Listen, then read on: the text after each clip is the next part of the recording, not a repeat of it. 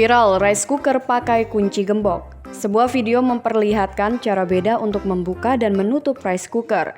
Dalam video tersebut terlihat satu rice cooker berwarna merah yang dibuka dengan kunci gembok.